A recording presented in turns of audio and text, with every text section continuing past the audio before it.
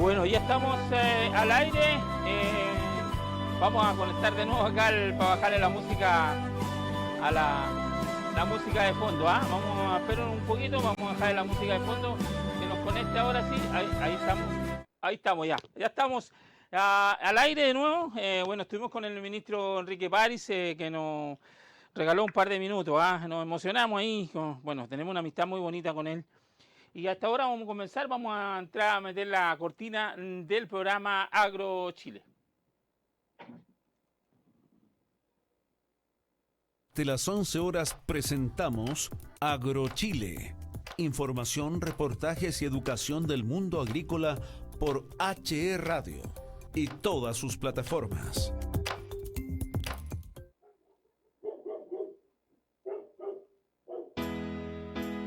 Bueno, ahí estaba Agro Chile, que tenemos el programa que auspiciado obviamente por Dicentro. Y estamos con el doctor Sebastián Molinet, bioquímico y doctor en biología de INEA de la Cruz, que es una entidad, ¿no es cierto?, del Ministerio de Agricultura. Quiero saludar con mucho cariño al doctor Sebastián Molinet. Bienvenido a HE Radio, bienvenido al programa Agro Chile. Muchas gracias por la invitación, Hernán. Un gusto estar acá. Un gran saludo también y muy cariñoso a todos sus auditores. Así es que, bueno, aquí estamos para todo lo que ustedes necesiten y ojalá poder desarrollar todos los temas que requieran en esta conversación muy agradable. Sí, lo primero, preguntarle esto de la biología y biología molecular vegetal, que para que los auditores que nos están escuchando, muchos gente del campo acá de la provincia de Petorca y más allá de ella, lo están escuchando, doctor.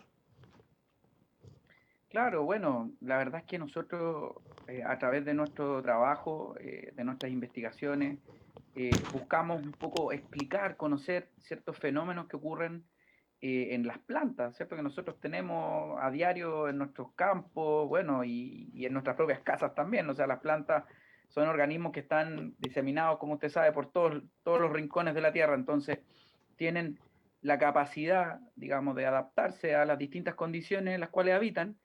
Y todos esos procesos, porque las plantas como no se mueven, ¿cierto? Son seres sésiles, son quietos, digamos, se ubican en el lugar donde germinaron. Entonces, como tienen esa característica, tienen que adaptarse de forma, digamos, muy fina, por así decirlo, a través de procesos químicos, moleculares, ya que están muy controlados a nivel genético, ¿cierto? Desde su ADN, ¿verdad? Entonces, a través de esos procesos se modulan una serie digamos, de fenómenos al interior de las plantas, de las células de las plantas, que permiten que la planta se adapte, ¿cierto?, a estas condiciones, que pueden ser condiciones desafiantes de estrés, por ejemplo, la falta de agua, ¿cierto?, la radiación ultravioleta, la salinidad que está presente en los suelos. Distintos tipos de procesos están, de alguna manera, siempre controlados y regulados por estos fenómenos que tienen que ver con la biología molecular vegetal, que es lo que estamos hablando. Así es. Y nosotros tratamos de entenderlos, de estudiarlos, para poder, por supuesto, poder después hacer ciertas aplicaciones tecnológicas que permitan a las plantas ser más tolerantes frente a esas condiciones. Sí. Doctor, hay hartas cosas que queremos conversar con usted, pero me imagino usted que está trabajando ¿hace cuánto tiempo ya en esta materia? Bueno, la verdad en esta materia ya son bastantes años, alrededor de 8 años más o menos ya, 8 o 9 años, en todo lo que tiene que ver con biotecnología vegetal, ¿cierto? Y en INEA ya vamos para los 2 años como investigador. ¿Sí? Ya. Sí.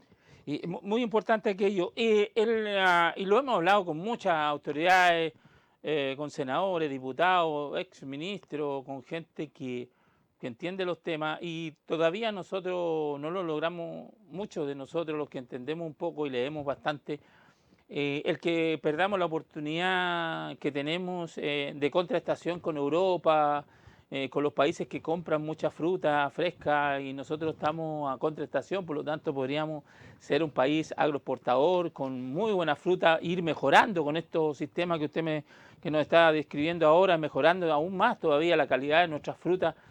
y todavía no hacemos ese cambio de chip en entender de que tenemos miles, tal vez millones de hectáreas que hoy día no se cultivan producto de la falta de agua porque no se ha hecho la infraestructura. ¿Cómo lo ves tú eso, de esa contrastación y de la calidad de la fruta nuestra que producimos? Sí, bueno, eso es un tema sumamente importante, relevante. Nosotros, como país, hemos trazado, digamos, ciertas directrices y objetivos en los cuales, digamos, nos hemos mandatado a ser potencia agroalimentaria. Sí. Entonces, lo que usted nos comenta, digamos, es totalmente cierto. Tenemos que hacer los esfuerzos por tener productos de calidad, en este caso, en contraestación a los mercados, digamos, que los demandan. Y nosotros tenemos muy buenos productos, o sea, nosotros tenemos condiciones climáticas propicias para prácticamente producir lo que queramos. Así es. El tema, claro, es la escasez hídrica, y por otro lado también el garantizar la calidad global de los alimentos en el mercado destino. Y ahí se requiere mucha investigación.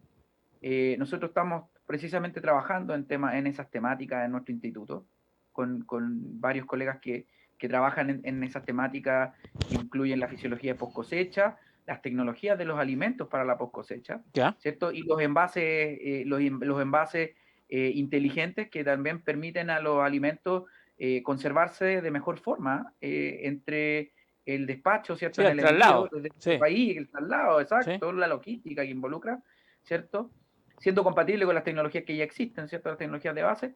Entonces, para poder llegar. Entonces, habemos un grupo de profesionales que estamos trabajando en eso. Yo soy uno de ellos, ¿cierto? Que pertenecemos al área digamos, al grupo de las tecnologías de los alimentos ¿Ya? y, por supuesto, al área nacional de los alimentos del futuro. Y en ese sentido tiene que hacerse los esfuerzos. El Estado tiene que invertir, los privados también tienen que invertir para poder posicionarnos aún más fuertemente en esos mercados de destino con nuestros productos, porque tenemos productos de calidad, solamente tenemos que garantizar su calidad y su inocuidad, que es otro tema muy importante que ha surgido en estos días. La inocuidad de los alimentos, dado el contexto que tenemos de pandemia actual a nivel global. Sí, interesante. Yo me voy a seguir.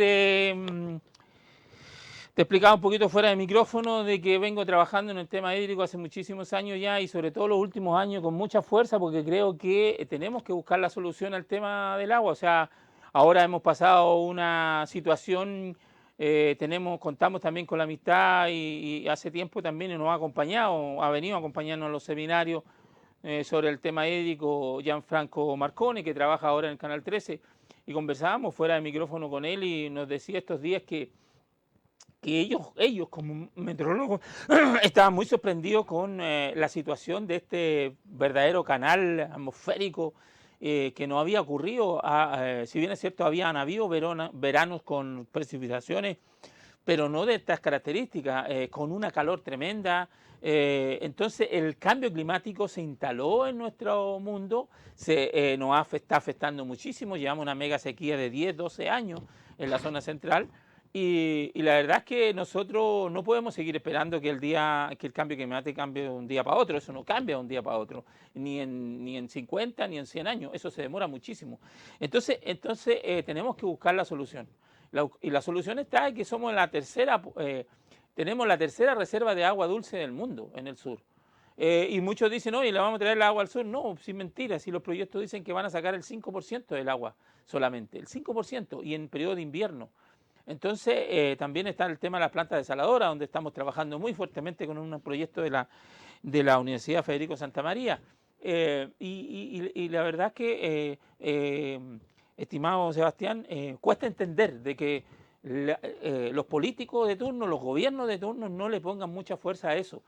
Ahí ya están los dos proyectos en el Ministerio de Obras Públicas, ya están el de Félix, que es de la empresa francesa que pretende traer agua desde el sur por vía marina, y el de don Juan Sutil, que es Reguemos Chile, que pretende traer agüita por la precordillera. Ambos proyectos están ahí y deben declararse de interés público. Y la ley dice que tienen 40 días corrido o 45 días corridos para dar respuesta a esto. Sin embargo, han pasado más de un año y todavía el ministerio no da respuesta y se han saltado eso lo que es legal, que son los 45 días corridos para dar respuesta a si estos proyectos tienen vialidad o no para ser declarados de interés público. No, claro, de todas maneras que la idea es que, digamos, todas las entidades que están, en este caso, involucradas con estos problemas, Sí, digamos, le den las urgencias que requieren. Yo creo que ese es un poco el espíritu un poco que debiese reinar, dado que estamos viviendo tiempos difíciles de escasez hídrica, muy difíciles. Eh, Creo que tenemos que, la solución, yo, en ese sentido, Hernán, ¿Mm? se lo comento, yo creo que es multifactorial. Así No, yo es, no lo veo que es, un proyecto no va a solucionar el problema. así es, El problema lo tenemos que abordar mediante múltiples aristas que así tiene el es. problema. Tenemos que solucionarlo a través de la gestión de los recursos hídricos, tenemos que solucionarlo a través de la generación de infraestructura, como usted bien acaba de comentar, Sí, para poder garantizar el riego, ¿cierto?, al agro. En eso también, por supuesto, incluimos todos estos proyectos también de desalación, ¿cierto?, de sí, salinización.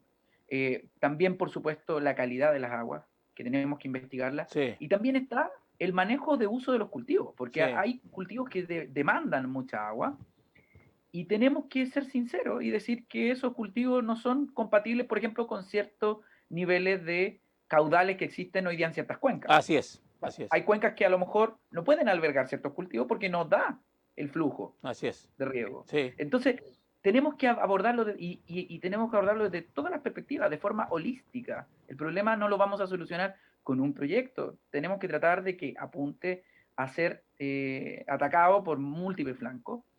Y también está el tema de conocer la biología de las plantas, como también que es algo que hacemos en INEA, conocer un poco la fisiología y las demandas, y por eso es sumamente importante que todo esto entre en un plan a nivel Estado, ¿cierto? sí, así Aquí es. no tiene que ver con gobierno, No, esto no, tiene que no. deber ser materia de Estado. Los gobiernos son de, como usted dijo, son de turno. No, de Viene turno. uno, después entra Sí, otro, sí, ¿cierto? sí. Todos pueden tener su visión, Así es. estamos de acuerdo. La visión, todos la pueden tener, eso no hay ningún problema, ¿cierto? Porque las sociedades son diversas, Así es. pero tiene que haber tenemos que ponernos de acuerdo entre todos los chilenos, cuál va a ser nuestra política, digamos, de Estado, cuál va a ser nuestra manera de abordar este problema, porque es un problema y afecta temáticas relevantes, tanto a nivel social, económico, ¿cierto? Sí, Pero también la seguridad alimentaria, que es garantizar nuestro propio abastecimiento. así Entonces, es. tenemos que empezar a ponernos serios en esa materia como país, ¿cierto?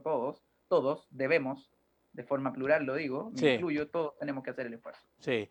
Oye, queremos decirle a los amigos que nos están escuchando a esta hora, estamos en el programa AgroChile con Sebastián Mulet, bioquímico y doctor en biotecnología de INEA de la Cruz, conversando de importantes temas con nosotros. Aquí estamos por HTV, HD Televisión, por Twitter, por Periscope y por nuestra fanpage en imagen y sonido y por supuesto por más 4 señales de sonido. Así que le queremos agradecer como siempre la gentileza que tienen con nosotros en escucharnos, en darle cabida a este programa importante y obviamente auspiciado por Dicentro, que tiene todo para la minería, para la agricultura, también tiene muchísimo para la construcción. Así que estamos auspiciados por ellos. Y quiero ir a la palabra nanotecnología, una tremenda palabra que quisiera que les pudiera explicar, doctor Sebastián, qué significa esto o qué Mire, quiere decir. interesante pregunta. Bueno, es una ciencia emergente, una disciplina científica emergente. Prácticamente ha explotado de forma muy brusca, por así decirlo, ¿cierto? ¿Ya? Muy fuerte, ¿Ya? la última década. ¿Ya? Y básicamente lo que tiene relación con la nanotecnología tiene que ver con, es una disciplina científica, como bien le digo, ¿Ya? que lo que hace es estudiar ciertas aplicaciones, ciertos modelos y manejos, digamos, de la materia a la ¿Ya? escala nanométrica. Estamos ¿Ya? hablando entre 1 y 100 nanómetros, ¿Ya? ya, o sea, una escala muy pequeñita que es la escala de las moléculas, ¿cierto? Estamos ¿Ya? hablando de un rango en donde ese tamaño tiene las moléculas, o sea, muy, muy pequeña.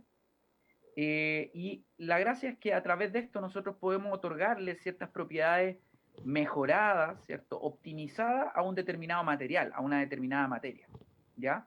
Para, por supuesto, conseguir diferentes aplicaciones, ¿cierto? Diferentes aplicaciones que puedan ser empleada en distintas áreas digamos, del quehacer humano, ¿cierto? Y dentro de ello, por supuesto, me detengo acá un poco, ¿Sí? está también el tema de los alimentos.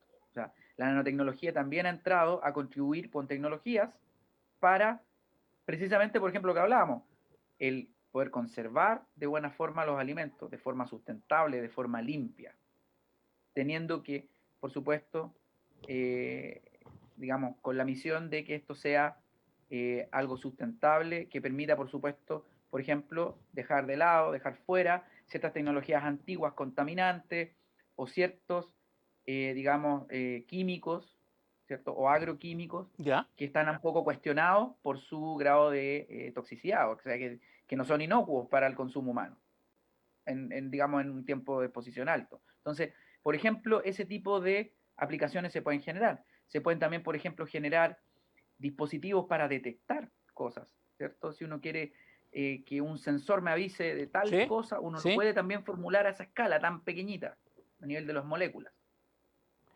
Y- Y para poner un ejemplo, para que la gente entienda el tema de la escala, porque eso a veces cuesta entenderlo, sí, supongamos que el planeta Tierra, ¿cierto? Fuera un niño de 1 metro de altura, un niño ya, pequeño, ya, ¿cierto?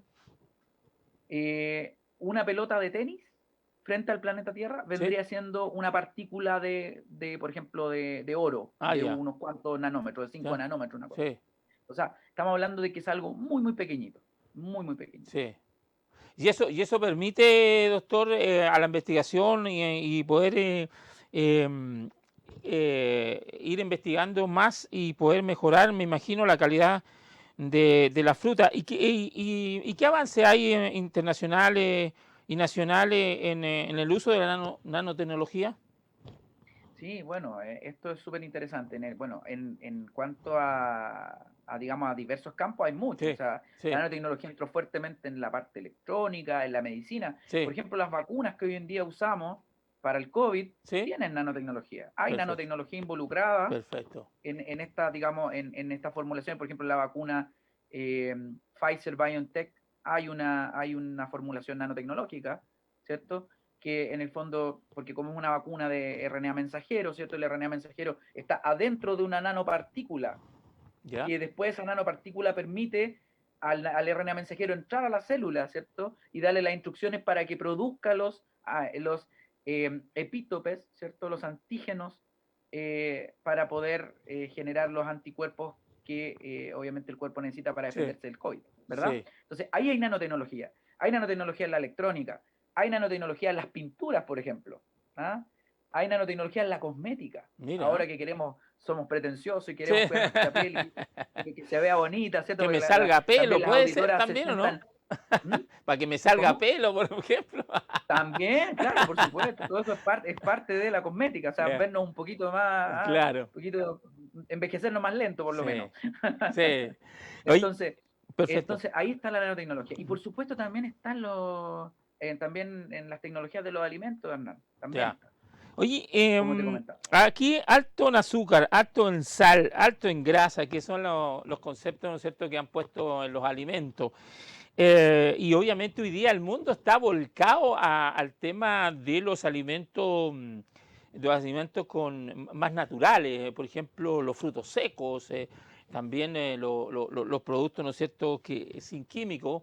El mundo está apuntando a ese tipo de cosas porque se ha descubierto a través de la tecnología que tenemos ahora, de la información, de las redes sociales, de tanta información que tenemos día a día, que las personas comunes y corrientes como uno, nos hemos dado cuenta de lo mal que nos alimentamos, por ejemplo.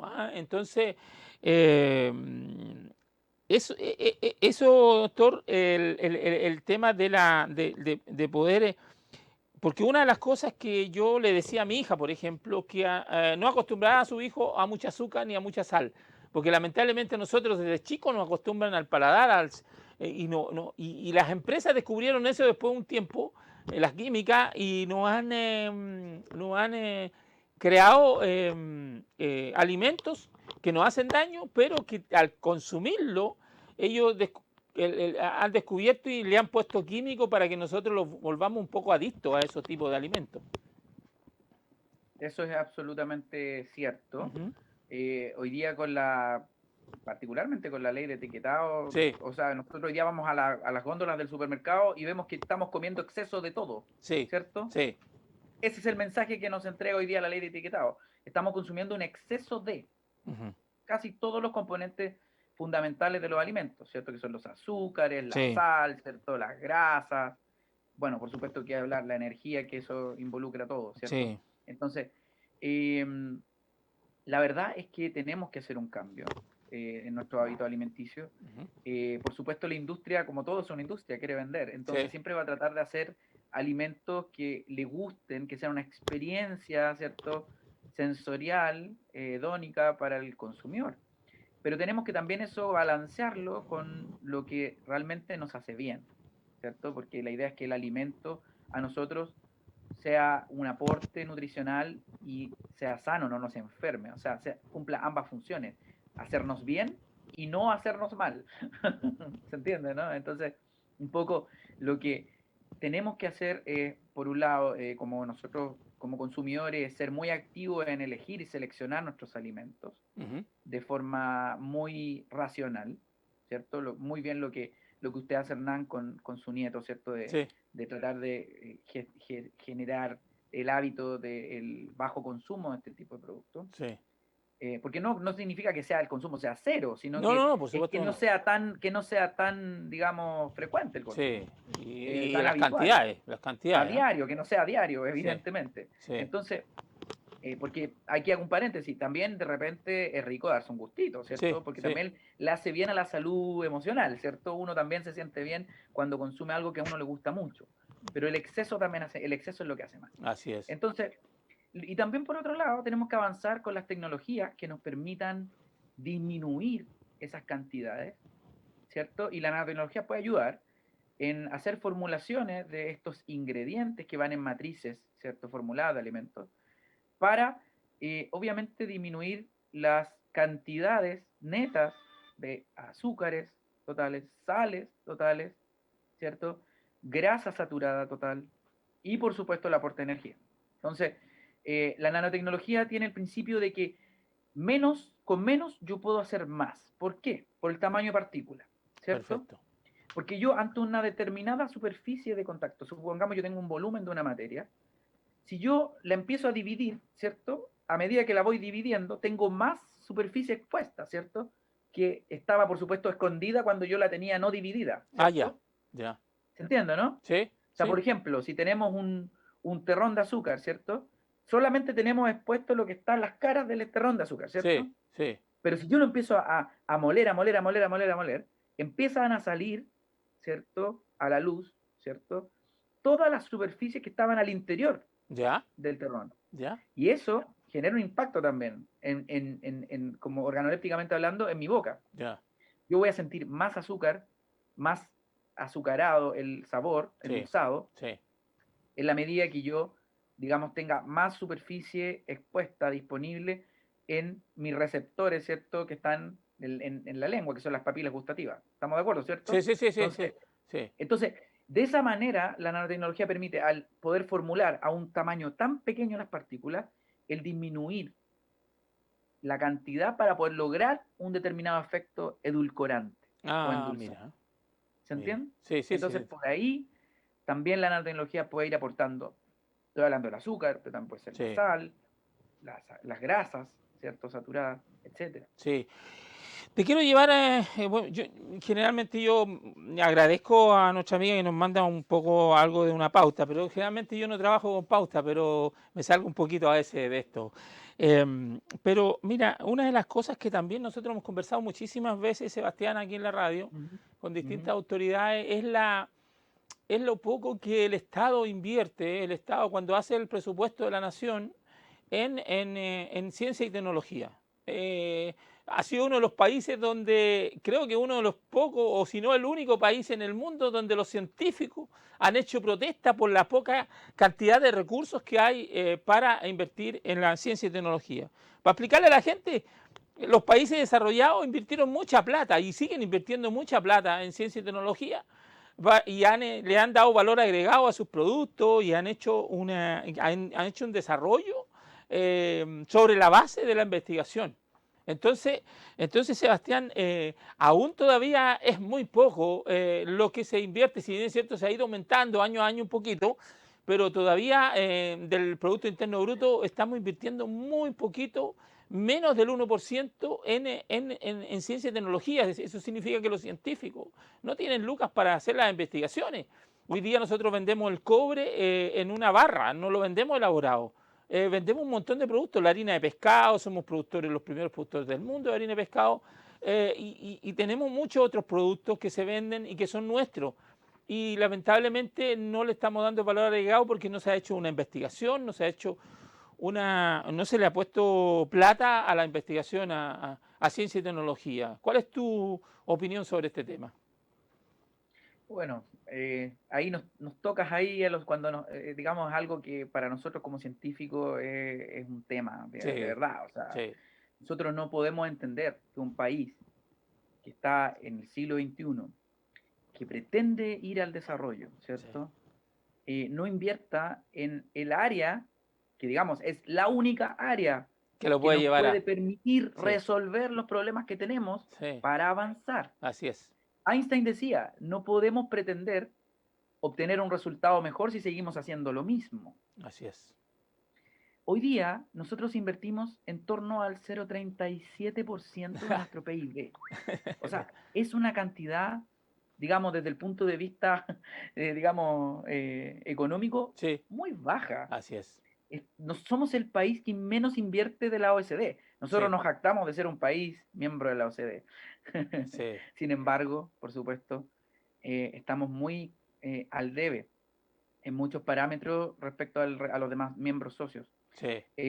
Hoy día los países invierten en el promedio, no quiero equivocarme, pero invierten por sobre el 1%, Sí, sí, sí. 1,5%, creo que el Incluso, promedio está por ahí, creo que en el incluso hay, 1,5%. hay, hay países que suben eso mucho, ¿ah? 2%, 3%. 2%, Sí, sí. sí, y eso Es que sí son es. países que entienden que para salir de las crisis hay que invertir en I+D. Estábamos hablando, Sí, por ejemplo, del tema de la escasez hídrica. sí, ¿Cómo vamos a solucionar el tema de la escasez hídrica? Bueno, ciencia y tecnología, así es, así es, ¿cierto? así es. Los problemas sanitarios que tenemos, Sí, digamos, por el de la pandemia. sí, ¿Cómo se logra salir de eso? Ciencia y tecnología. El tema de la seguridad alimentaria y la inocuidad alimentaria, que es lo que estamos hablando también. sí, Ciencia y tecnología. así Entonces, es, los grandes problemas de nuestra sociedad, ¿cómo los resolvemos? Con ciencia y tecnología. así es. Y hoy día la pandemia, es una de las pocas cosas buenas que ha hecho la pandemia, es visibilizar el trabajo científico, que es muy silencioso en general. Entonces, el llamado es que como país, como Estado, nuevamente aquí no tiene que ver con el gobierno Así actual, es. esto ha sido una política de Estado por décadas, Sí, en donde no se ha subido el presupuesto de ciencia. Entonces, tiene que haber un fomento a la ciencia, tiene que haber inversión, desde la formación de capital humano hasta el desarrollo de la ciencia en sí, ¿cierto? Entonces, tenemos que subir esas cifras sí. si queremos realmente que nuestro país tome otro vuelo, alce el vuelo. Así es. Y sabes que, Sebastián, a mí me parece que también debería usarse una política de Estado, del gobierno que sea de turno, en incentivar, como se empezó a incentivar, por ejemplo, a los jóvenes que quieren estudiar y ser profesores, por ejemplo. Claro. Se les da algunas garantías, el Estado le está dando garantías a ellos. Debiese haber garantía también para los que quieren estudiar y ser científicos y hacer magíster y todo, porque una de las cosas, yo tengo un sobrino que es científico, él es profesor de física y matemáticas de la universidad en La Serena, y a él para estudiar y llegar a ser científico y hacer todos los magísteres le costó una enormidad hacerlo, o sea, sus propios recursos. Entonces, eso no es justo y sobre todo cuando volvemos a reiterar, si la gente lee y se mete y googlea, muchos países desarrollados hoy en día llegaron a ser desarrollados gracias a la investigación, gracias a ciencia y tecnología. Entonces, nosotros somos re buenos para imitar cosas, pero muchas veces imitamos cosas que no nos sirven mucho. Y no hemos aprendido a imitar a los países cómo llegaron al desarrollo. A mí me tocó, fui a hacer un estudio de los movimientos sociales de España y tuve muchísimas reuniones, estuve en Barcelona, en Madrid, haciendo un estudio de los movimientos allá y cómo ese país logró crecer durante mucho tiempo al 8 o al 10%.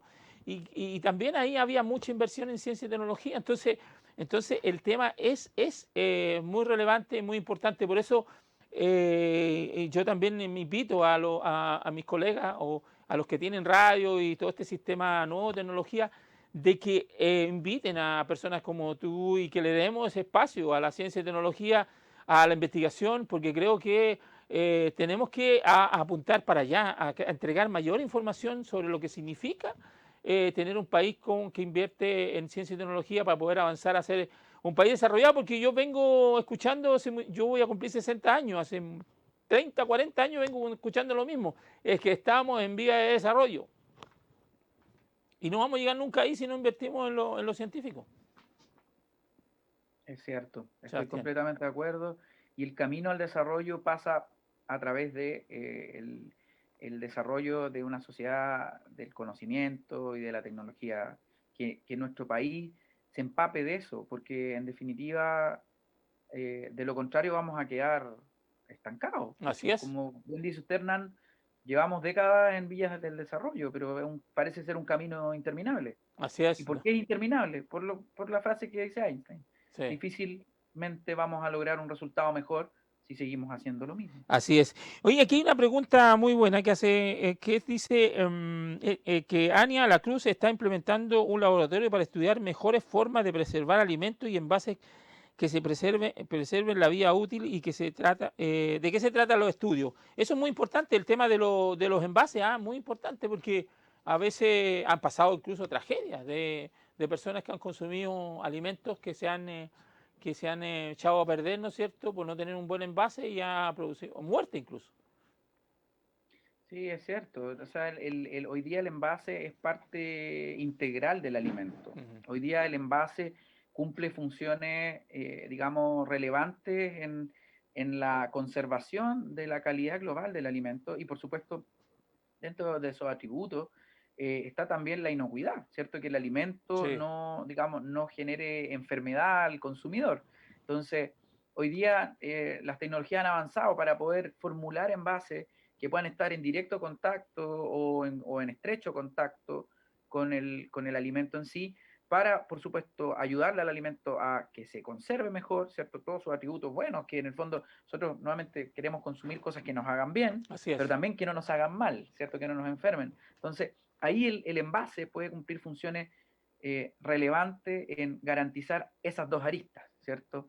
Que todos los componentes y todos los nutrientes se conserven y por otro lado, que no se propicie el desarrollo de ciertos patógenos que puedan estar ahí alojados Ujú. y que puedan, por supuesto, generar una enfermedad en el consumidor Sí, y por lo otro descomposición. que la gente tiene que, Sebastián, es que la gente tiene que fijarse mucho en el etiquetado, en lo que dice, en los elementos que lleva ese alimento, porque lamentablemente hay muchos alimentos que son ricos y como tú decías, hace un gustito y todo, pero vienen con una cantidad enorme de químicos que muchas veces no los leemos y muchas veces consumimos muchos de esos tipos de químicos que nos afectan a largo plazo.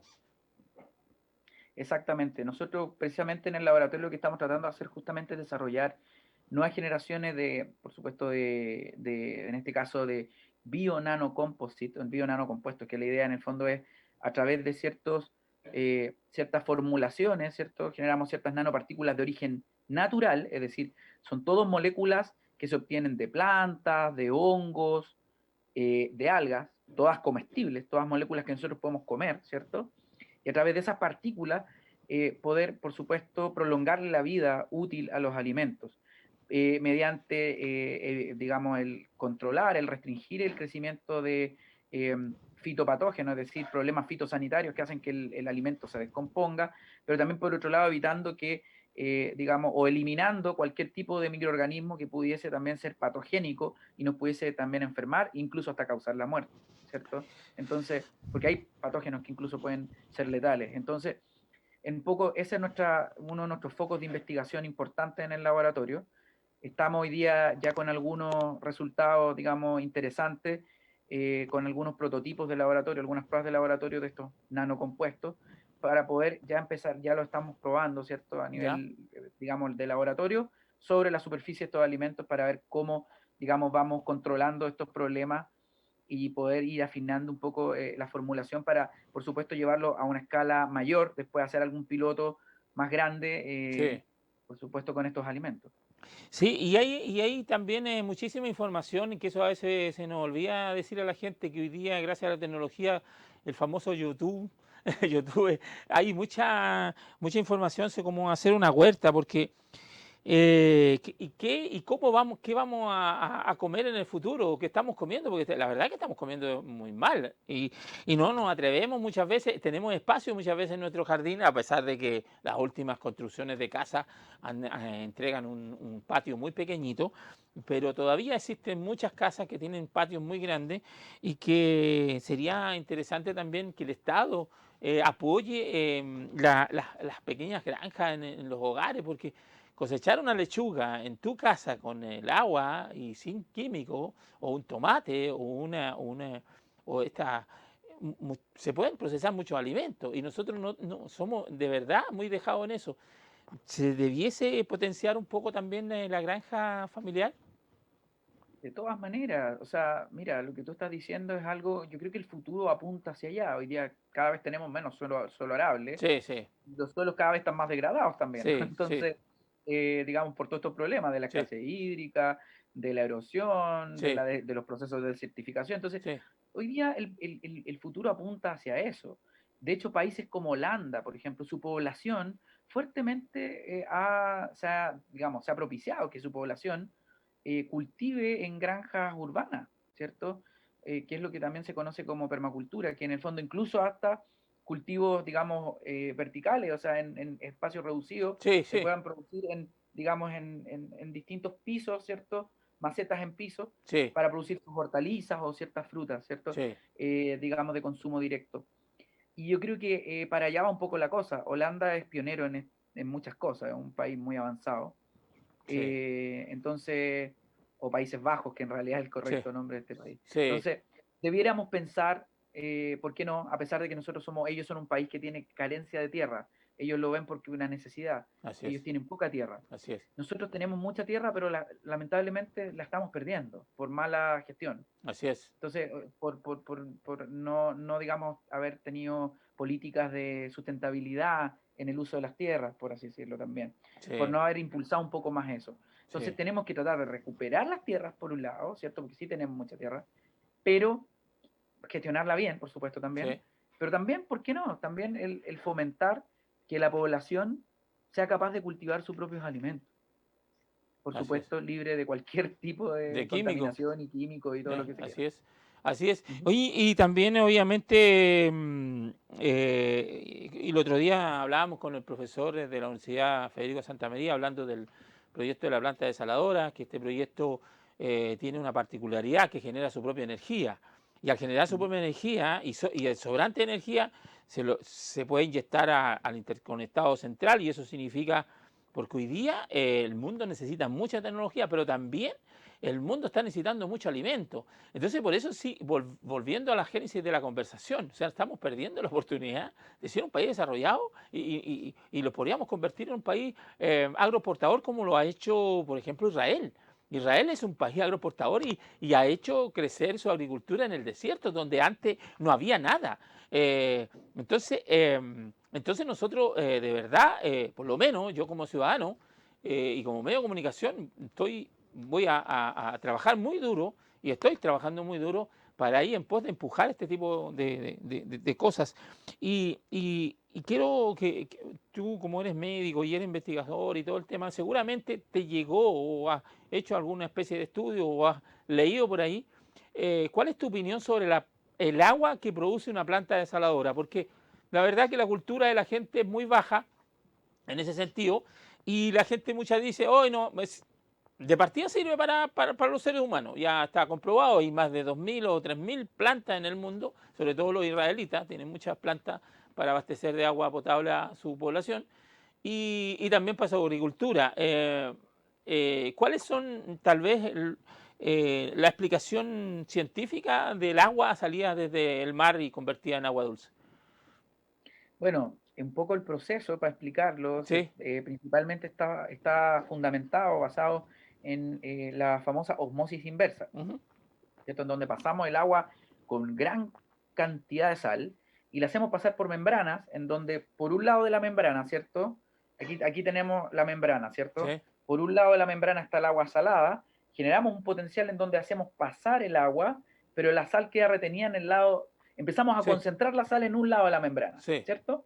Aquí se genera una salmuera y aquí empieza a salir agua desalinizada, desionizada. Todos los iones quedan en el lado de la salmuera, Sí. ¿cierto?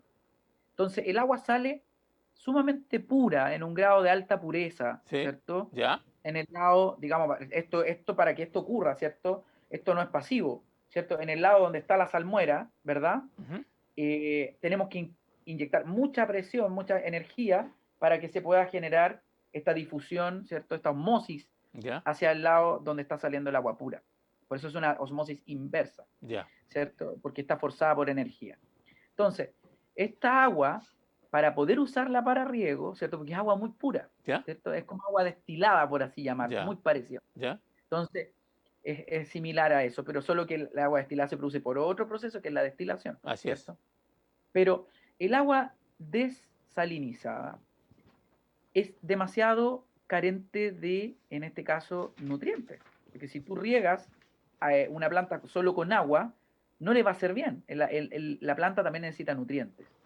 Ujú. Entonces, lo que se hace hoy en día, o donde hacia dónde se estaba avanzando con la investigación, Ya. es al mejorar la calidad del agua para riego, es decir, agregarle ciertos nutrientes, Sí. ciertos minerales que sí necesita la planta para sus funciones, en esta agua que se obtiene desde la desalinización. Ya. Entonces tú puedes almacenar las aguas desalinizadas en cisternas grandes, por ejemplo, en tanques grandes, Sí. y tú la vas acondicionando con estos minerales, con Sí. estas nutrientes sales, y en el fondo generas digamos, un fertirriego acondicionado para el cultivo que tú necesitas, porque todas las plantas necesitan, por supuesto, tienen sus requerimientos nutricionales, digamos, particulares, Perfecto. específicos.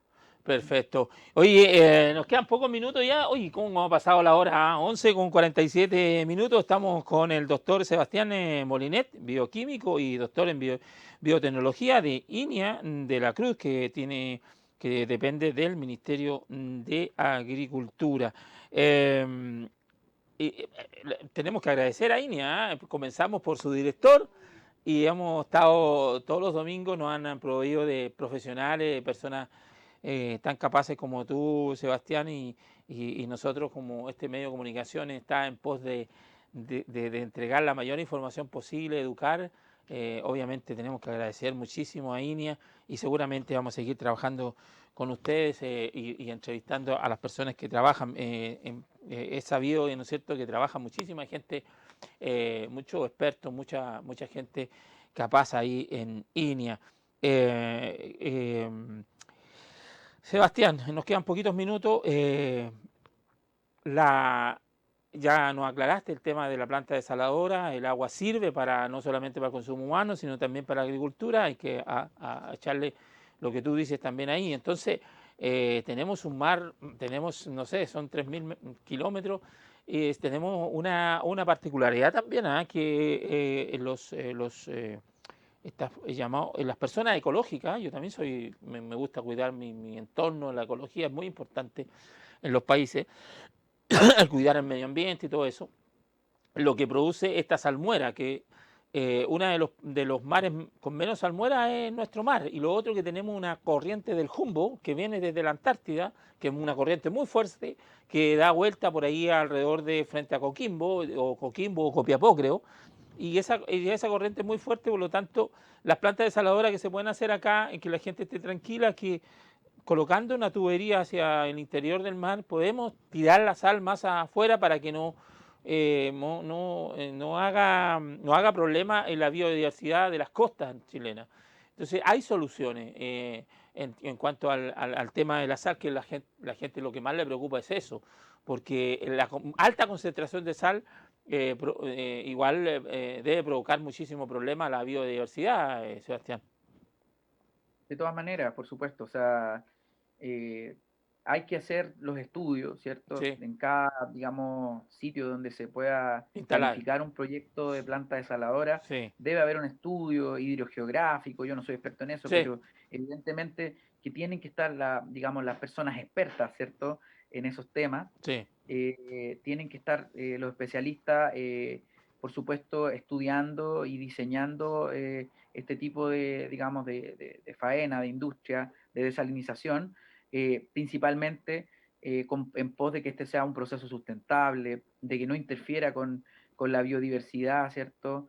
La flora y fauna marina Así es. que tenemos en nuestra, digamos, en nuestras costas. Por lo tanto, es sumamente importante y obviamente no me cabe duda que así es como debiese ser y el marco regulatorio digamos, de este tipo de proyectos, ¿cierto? De desalinización, debiese involucrarlo, incluirlo. Así es.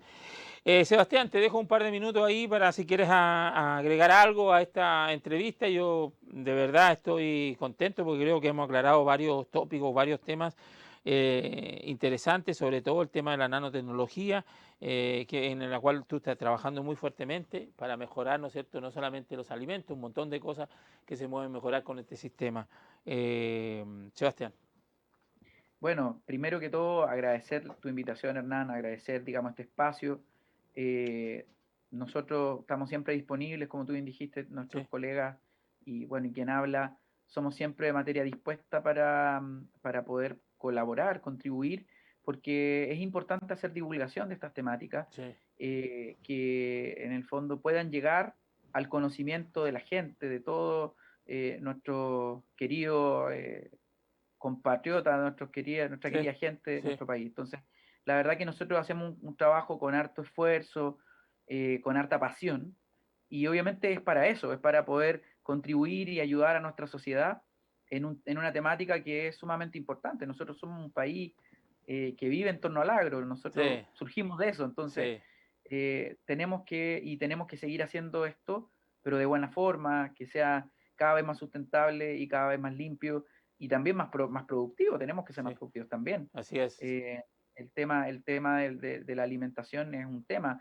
en donde prácticamente nos jugamos la supervivencia, ¿cierto? Sí, Porque de ahí viene, digamos, el éxito de una civilización en adelante, el poder garantizar digamos, el abastecimiento de los alimentos, que es la sí, seguridad alimentaria. Entonces, en ese sentido, bueno, agradecer este espacio, decirte que estoy completamente disponible para cuando tú quieras, perfecto, digamos, este gracias. tipo de instancias, y enviarle también un fuerte y cariñoso saludo a todos tus auditores, tanto vía radio y vía streaming, que están hoy día en la mañana, bueno, ya al mediodía, Sí, sí, justo en este y minuto. luego subimos alguien llegó tarde, la subimos por supuesto a nuestras páginas ahí para que la puedan sí, escuchar completamente esta entrevista al doctor Sebastián Molinet. Y tú bien dices, la agricultura es muy, muy relevante porque da muchísimo trabajo y de hecho los hombres después de ser nómadas por más de 10.000 años, lo primero que hicimos fue plantar.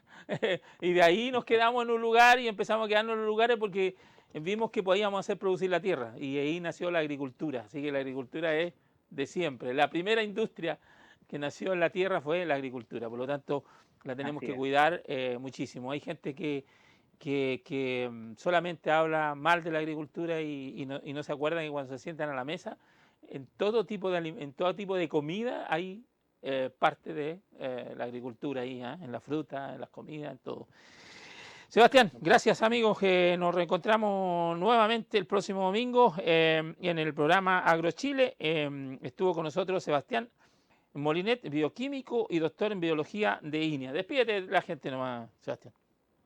un cariñoso saludo para todos, que estén todos muy bien. Muchas gracias, Hernán, por la invitación y, bueno, el mayor de Perfecto. los éxitos y que se cuide toda la gente, digamos, en estos tiempos de pandemia. Es importante también estar cuidándose y siendo responsables Sí. por nuestro entorno, Perfecto. por Sebastián, no todo. me dejes solo en pantalla, espérame un par de segundos para hacer varios clics aquí. Aquí trabajamos solitos, ¿ah? No hay nada detrás de pantalla ni en los computadores, estamos haciendo toda la pega uno. Vamos, nos vamos, gracias por acompañarnos. Estuvimos con el ministro Enrique París esta mañana y también en el programa Agro Chile. Nos vamos, gracias por acompañarnos. Hemos presentado AgroChile, por HE Radio y HE Televisión y por todas nuestras plataformas, con el gentil